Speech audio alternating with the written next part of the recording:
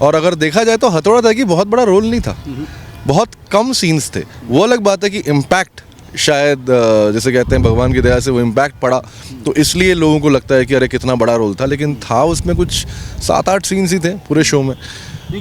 क्योंकि अभी तो लोगों को पता चल गया है कि अभिषेक बनर्जी जो हैं वो हरफन मौला कलाकार तो हैं ही हैं, और हरफन मौला कास्टिंग डायरेक्टर भी हैं, और उससे पहले वो कंपनी भी जो है वो चला रहे थे। लेकिन वो लोग जो पहले आपसे मिले होंगे, कास्टिंग के लिए आए होंगे कि कास्टिंग पे चलते हैं और वहाँ पर जो है हमारा कास्टिंग भी हो जाएगा, वो कोई पर्टिकुलर उसके लिए किसी कैरेक्टर के लिए वो आए हों और वो आपने बाद में निभाया हो, कोई ऐसा बंदा आया कि अरे भाई तूने तो ले लिया यार, मेरा कैरेक्टर खा गया? हुआ है ये कंपाउंडर में ही हुआ है इनफैक्ट, क्योंकि कंपाउंडर में वाह वाह वाह देहरादून में आंधी चलने लगी है।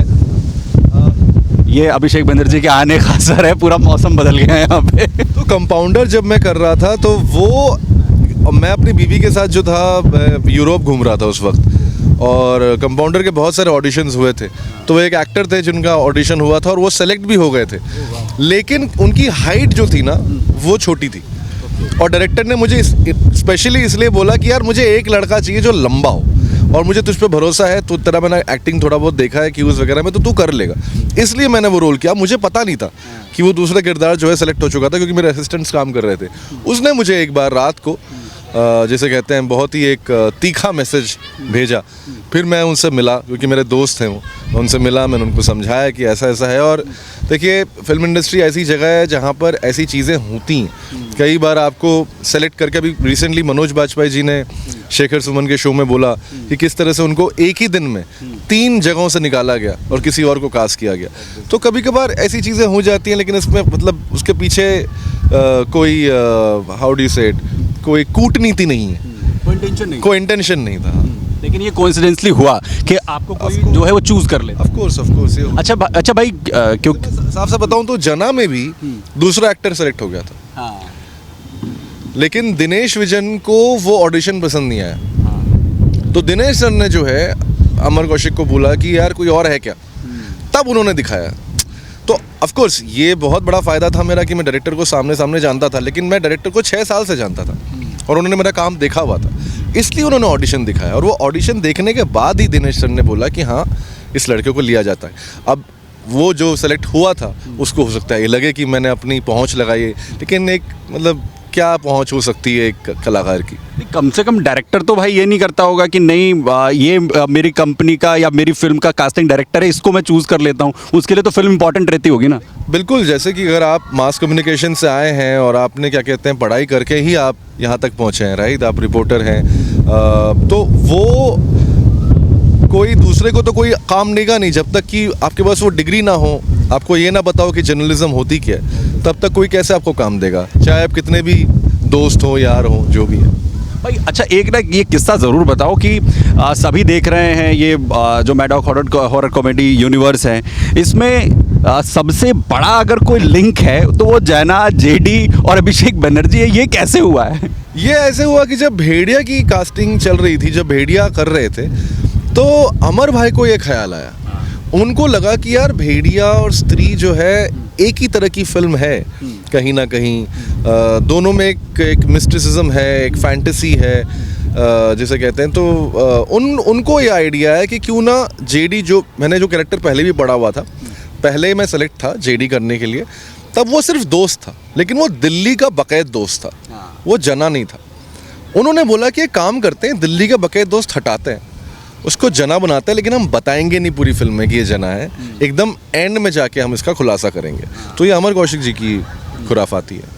अच्छा, जब आप ये दो तरह के कैरेक्टर्स प्ले करते हो, जिसमें हम हथौड़ा त्यागी को देखते हैं, हम कंपाउंडर को देखते हैं, या उसके बाद हम जैना को देखते हैं जो एकदम मासूम सा है, और वो जो मासूमियत उसके चेहरे से टपकती है, ज़्यादा इजी क्या है करना? ओह, ज़्यादा इजी आई थिंक हथौड़ा त्यागी जैसा कैरेक्टर करना है, क्योंकि क्योंकि मासूमियत धीरे धीरे चली जाती है आपके अंदर से, और वो एक बड़ा शहर जो है वो मासूमियत छीन भी लेता है। तो मुझे लगता है उस किरदार में, जैसे मुझे पता है कि अभी स्त्री 3 जब मैं करूँगा तो मेरे लिए और मुश्किल होने वाला है, क्योंकि मैं थोड़ा और बड़ा हो गया हूँ, दुनिया के ज़िंदगी के तौर तरीके सीख गया हूँ। तो उसमें अपने आप को ब्रेक करके, अपने आप को तोड़ कर वापस एक बच्चे जैसा इनोसेंस लाना, मुझे लगता है वो ज़्यादा मुश्किल काम है। हथौड़ा त्यागी या कोई ऐसा कंपाउंडर, ये सब तो आप बचपन से इतनी सारी पिक्चरें देख रहे हैं, दिल्ली में पले बड़े हैं, आपने ऐसे बहुत हरफन मौला लोग देखे हैं जो इस तरह की चीज़ें करते हैं, और शायद मेरा चेहरा भी काम देता है। लेकिन इनोसेंस लाने में थोड़ी दिक्कत होती है, तो बस मैं हमेशा दाढ़ी और क्लीन शेवन के बीच में अपना इनोसेंस ढूंढ लेता हूँ। नहीं, वैसे तो आप ज़्यादा बेहतर बता सकते हैं क्योंकि आप एक्टर हैं, लेकिन हमने ज़्यादातर जितने भी एक्टर्स से बात की है या हमने उनके इंटरव्यूज़ देखे हैं, वो कहते हैं कि उस मासूमियत के साथ लोगों को हंसाना ज़्यादा मुश्किल है कंपैरेटिवली डराना थोड़ा आसान माना जाता है उसके। अच्छा भाई, एक चीज़ और जो मैं आपसे जानना चाहता हूँ कि जैसे अभी मैडॉक में हमने आपके देखिए कैरेक्टर्स देखी, अब इससे पहले हमने वो देखे हैं, अब स्त्री 3 भी अब आपने बता ही दिया है, वैसे भी हम इंतज़ार भी कर रहे हैं उसका कि आने वाली है। और किस तरीके का कोई कैरेक्टर जो अभी दिल के करीब है, आप सोच रहे हैं इतनी फिल्मों के अंदर कास्टिंग डायरेक्टर के तौर पर काम करके, कोई मन में है कि भाई ये कैरेक्टर मुझे प्ले करना है, कुछ ऐसा है दिमाग में?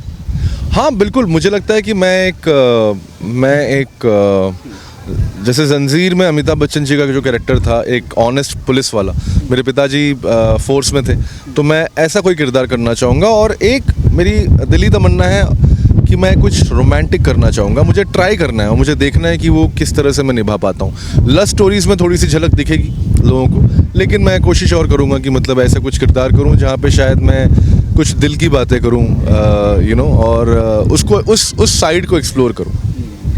विक्की प्लीज एक बार कह दीजिए ना, वो बहुत बढ़िया बोला था आपने, उसमें दिखा था आपके चेहरे पे वो रोमांस। तो हमेशा बोलता रहता हूँ अमर भाई को कि यार मुझे कोई यार हीरोइन दे दो यार, मतलब जना की भी हीरोइन हो सकती है, इतने मासूम लोगों के लिए, ऐसे मासूम लड़कों के पीछे भी कोई लड़कियाँ भागती होंगी। नहीं, इतने मासूम चेहरे के पीछे तो होती ही हैं।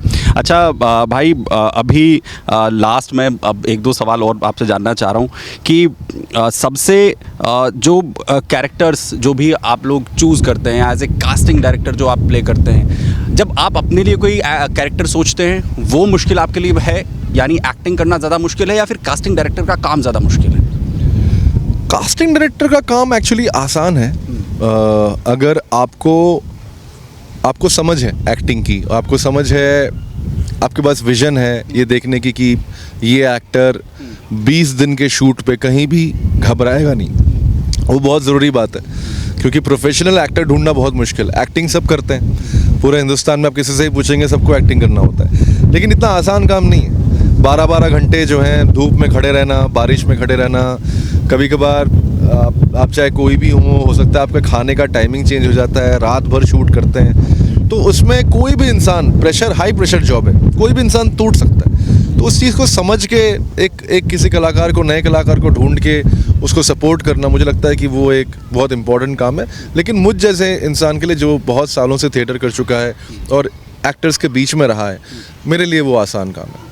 अभी 2 चीज़ करेंगे भाई, एक ये कि क्योंकि डिजिटल का अभी दौर है, लेकिन आप जानते हैं अमर उजाला एक लंबे वक्त से किस तरीके से अपने तमाम दर्शकों के बीच में अखबार के ज़रिए अब डिजिटल में अपनी पहचान बना रहे हैं, उससे जुड़ा मैं एक सवाल करूंगा। अखबार की जो रिलेवेंसी है आज के वक्त में, वो कितनी इंपॉर्टेंट है, अखबार कितना ज़रूरी है अभी, और इस डिजिटल के दौर में क्या लोगों का जो फेथ है वो कुछ कम हुआ है इसको लेकर? अखबार कितना इंपॉर्टेंट है? ज़रूर, क्योंकि सारे न्यूज़ तो आपको जो है सोशल मीडिया पे मिल जाती हैं, कोई भी चीज़ का एक ब्रेकिंग होता है तो सोशल मीडिया पे मिल जाता है। लेकिन मुझे लगता है कि सबसे बड़ी बात ये है, जो हम लोग बोलते हैं फेक न्यूज़ की एक दौर चला है कि सोशल मीडिया पे आप कोई भी न्यूज़ छाप सकते हैं और उसको कोई वेरीफाई करने वाला नहीं होता। मुझे लगता है इसलिए अखबार बहुत ज़रूरी है, क्योंकि अखबार में कोई एक छोटी न्यूज़ का एक, जैसे कहते हैं कि विस्तार से बताया जाता है कि वो इंसिडेंट हुआ क्या था। तो आप जजमेंट लेने से पहले जब आप पूरा विस्तार में कोई चीज़ पढ़ें, तो उसके बाद आप जजमेंट बनाएं कि वो इंसान सही है या वो घटना सही हुई है कि नहीं। और मुझे लगता है विचारों का आदान प्रदान जो है, जो अखबारों में होता है, वो सोशल मीडिया में नहीं होता। और आदान प्रदान में इसलिए बोल रहा हूँ क्योंकि जर्नलिस्ट बहुत जिसे कहते हैं फोकस होके कोई स्टोरी को फॉलो करते हैं। जैसे मैं बहुत बार एक एज एन एक्टर जब मैं कोई क्रिमिनल स्टोरी कर रहा होता हूँ या क्रिमिनल का किरदार कर रहा होता हूँ, तो मेरी एक बहुत बड़ी सीख रही है क्रिमिनल्स के बारे में। वो ये है कि हम हमेशा क्रिमिनल को जज कर देते हैं कि उसने क्राइम किया, लेकिन वो क्राइम क्यों किया वो हमेशा पहले पेज के बाद एक न्यूज़ आता है, ब्रेकिंग अखबार के फ्रंट पेज पे छपता है कि फलाना जगह पे ऐसा हुआ है। 3-4 दिन बाद तीसरे या चौथे पेज पे उसी स्टोरी का एक कंटिन्यूड स्टोरी होता है, जहाँ पर जर्नलिस्ट ये भी समझाता है कि उसने क्राइम क्यों किया, और वो ज़रूरी है हमारे लिए। सिर्फ ये देखना कि कोई चीज़ घटना घटी है और एक विचार बना लेना, उससे बेहतर ये है कि उस घटना को अगर आप जनरली सोसाइटी या समाज के बारे में सोचते हैं तो ये बहुत ज़रूरी है कि आप उसको विस्तार से समझें, तभी शायद आप थोड़े से जैसे कहते हैं जजमेंट्स बना पाएंगे बेहतर। फाइनल राउंड हमारा भाई, सिर्फ एक रैपिड फायर की तरह से पूछूंगा मैं आपको, जो आपके दिमाग में हो उसका जवाब देना, क्योंकि आप दिल्ली के भी मज़े ले चुके हो, मुंबई में आप काम कर रहे हो, तो दिल्ली या Mumbai? Mumbai. Okay, as a casting director या actor? Of course actor, any day. Star kid को लेकर आपको क्या लगता है, दे आर मोर टैलेंटेड और या newcomers are more talented? नहीं, टैलेंट तो किसी में भी हो सकता है, अपॉर्चुनिटी स्टार किड को ज़्यादा मिलती है क्योंकि उनके पास रिसोर्सेज हैं, न्यू कमर को ज़्यादा वक्त लगता है। स्त्री का जाना या फिर पातालों का हथौड़ा त्यागी?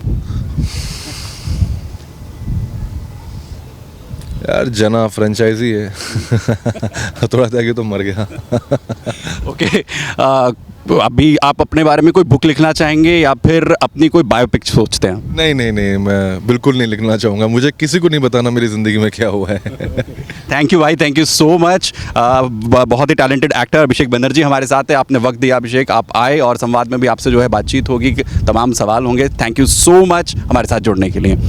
तो ये थे अभिषेक बनर्जी, टैलेंटेड एक्टर, और अलग अलग उनकी लाइफ के प्रोस्पेक्टिव को लेकर, उनकी जर्नी को लेकर हमने तमाम चीज़ों को जानने की कोशिश की है, और उन्होंने भी बेबाकी से तमाम सवालों के जवाब भी हमारे साथ यहाँ पर दिए। ऐसी तमाम शख्सियतों से आपकी मुलाकात कराते रहेंगे, आप बने रहिए अमर उजाला के साथ। बहुत बहुत धन्यवाद। थैंक यू भाई, थैंक यू।